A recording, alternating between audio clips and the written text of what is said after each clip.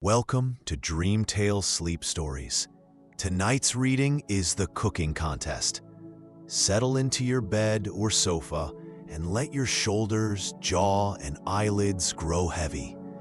Inhale slowly, 1, 2, 3, and sigh the air away, allowing the day to fade into quiet dark. With every soft inhale, you invite fresh English phrases. With every gentle exhale, stray thoughts drift farther off.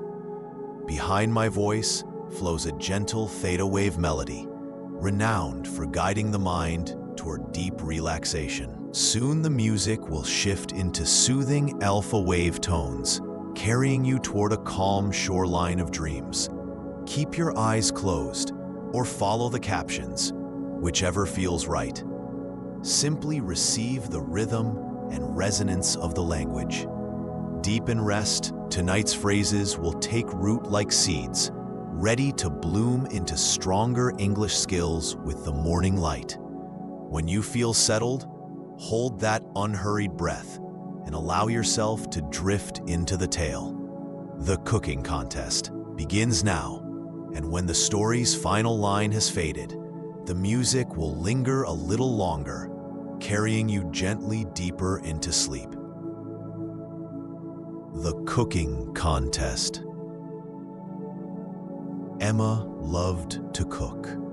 She was 12 years old and spent every afternoon in the kitchen with her grandmother. Her grandmother taught her how to make bread, soup, and many delicious cakes. Emma's favorite thing was making chocolate cookies with her grandmother every Sunday. One day, Emma saw a big poster at the library. It said, "Annual Town Cooking Contest, open to all ages." The contest was in 3 weeks. The winner would get a beautiful cooking set and a trophy. Emma's eyes became very wide. She had never entered a cooking contest before. "Grandma, look at this!" Emma ran home with the poster in her hand. "Can I enter the cooking contest, please?" Her grandmother smiled and put on her reading glasses. "A cooking contest? How exciting! What will you cook?" "I don't know yet," Emma said. "What do you think I should make?" "Well," her grandmother said thoughtfully, "you make wonderful chocolate cookies, but maybe you should try something new, something that shows all your cooking skills." Emma spent the next 2 days thinking about what to cook. She looked through all her grandmother's recipe books. There were recipes for pies, soups, bread, and many other foods. Everything looked so difficult. "Mom, what should I cook for the contest?" Emma asked her mother at dinner. "What about your special pasta?" her mother suggested. "You make it better than anyone I know." Emma made a special pasta with tomatoes, cheese, and fresh herbs from their garden.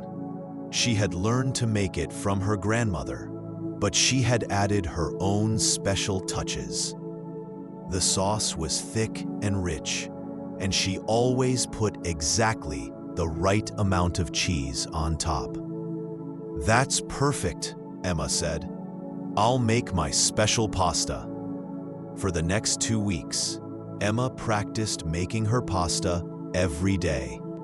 Her grandmother helped her cut the vegetables perfectly. Her mother helped her learn to cook the pasta for exactly the right amount of time. Emma learned that cooking was not just about following a recipe. It was about understanding how all the ingredients worked together. "Remember," her grandmother said, "cooking is like music. You need to feel the rhythm. You need to taste as you cook. And most important of all, you need to cook with love." Emma practiced and practiced. Sometimes the sauce was too thick. Sometimes it was too thin. Sometimes she put too much salt, and sometimes not enough. But each time, she got a little better. 1 week before the contest, Emma's family had a practice dinner. Emma cooked her special pasta for everyone. Her parents, her grandmother, and her little brother Tom all sat at the table. "This is delicious," her father said. "You're ready for the contest, Emma." "It tastes like sunshine," her little brother Tom said. Everyone laughed. "You have improved so much," her grandmother said proudly. But remember, winning is not the most important thing. The most important thing is doing your best and having fun. The night before the contest, Emma could not sleep. She was excited, but also nervous. What if she made a mistake? What if her pasta was not good enough? What if she forgot something important? Her mother came to her room. "Emma, are you okay?" "I'm scared, Mom," Emma said. "What if I don't win?" Her mother sat on the bed and hugged her. "Emma, you have worked so hard. You have learned so much. Win or lose, I am proud of you for trying something new." "But what if the other people are better cooks than me?" "Maybe they are," her mother said.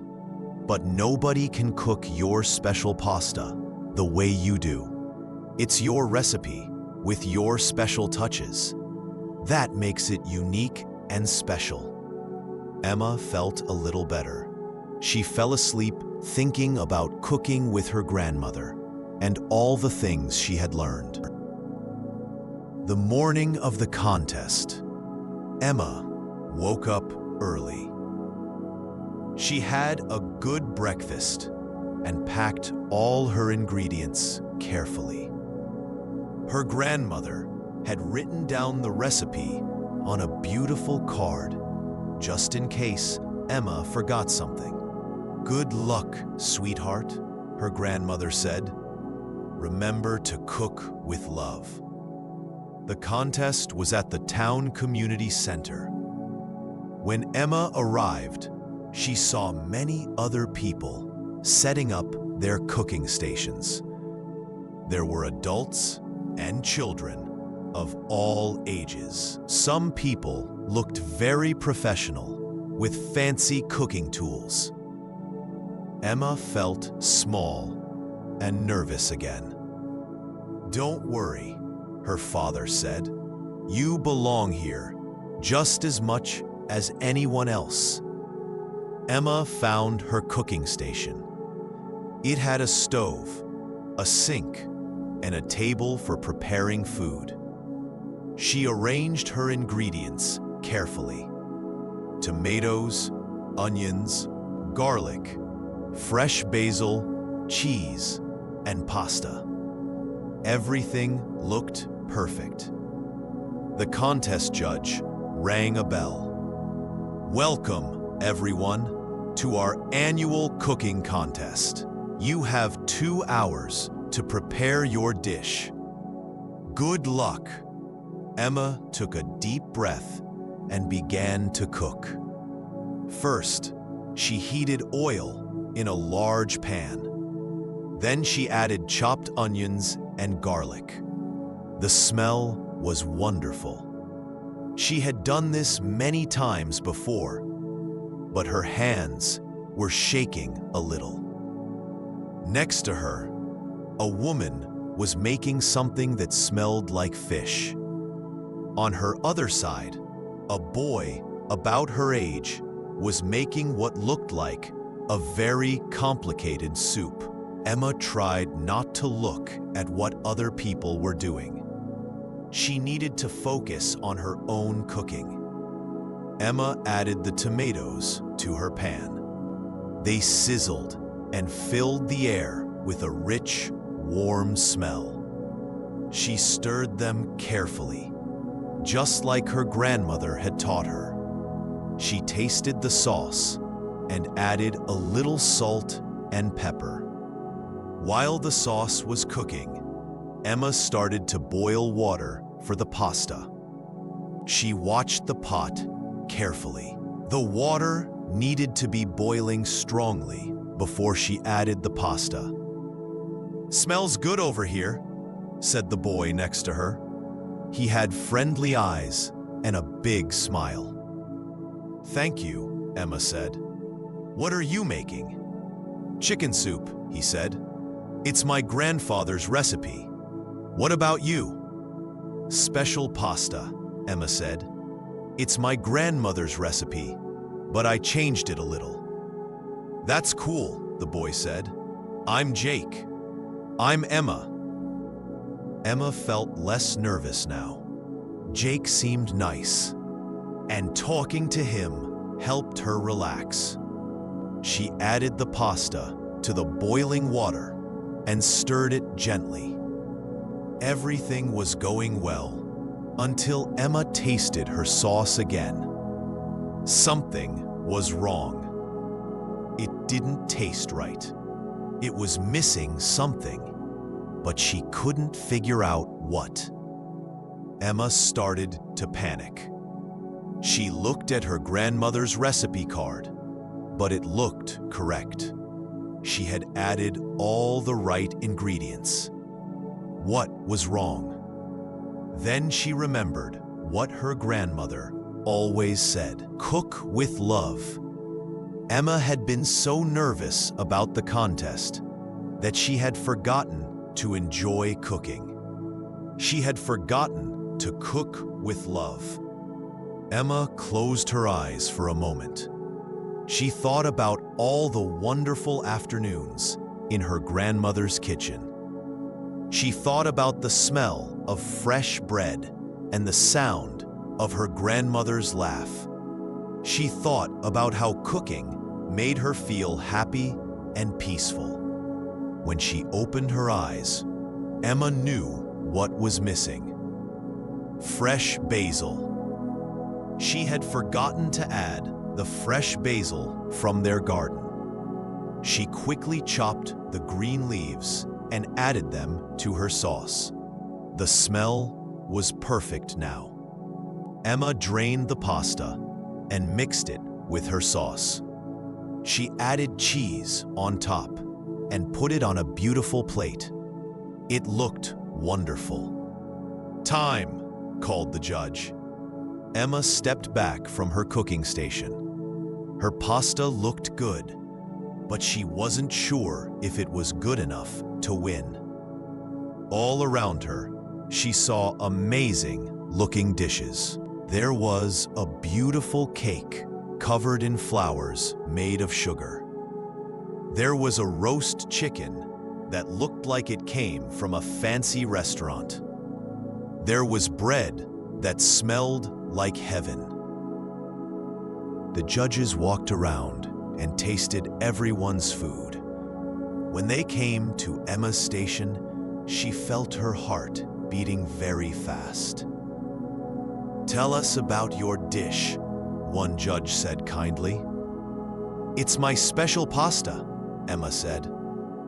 "I learned to make the sauce from my grandmother, but I added my own special touches. The basil comes from our garden." The judge tasted Emma's pasta. He chewed slowly and thoughtfully. "Very nice," he said. "The flavors are well balanced. You can taste the love in this dish." Emma smiled. Her grandmother would be happy to hear that. After all the judges had tasted all the dishes, everyone waited for the results. Emma's family stood near her cooking station, smiling proudly. "No matter what happens, you did great," her mother said. "I'm proud of you for trying," her father added. Her grandmother squeezed her hand. "You cooked with love," she whispered. "I could see it." The judge stood up to announce the winners. This year, we had many wonderful dishes. All of our contestants should be proud. Emma held her breath. Third place goes to Maria Santos for her beautiful lemon cake. Everyone clapped. Emma was happy for Maria, but she was disappointed that it wasn't her name. Second place goes to Jake Wilson for his delicious chicken soup. Emma clapped for Jake. He looked very happy and surprised. His soup had smelled wonderful. And first place, the judge paused. Emma's heart was beating so loud, she was sure everyone could hear it. First place goes to Emma Chen for her special pasta with love. Emma couldn't believe it. She had won. Her family cheered and hugged her. Her grandmother had tears in her eyes. "You did it, sweetheart," her mother said. "I knew you could do it," her father said proudly. The judge gave Emma a beautiful trophy and a box with new cooking tools. But the best part was seeing how happy her family was. "How does it feel to win?" the judge asked Emma. "It feels wonderful," Emma said. "But the best part was cooking with my family and making new friends."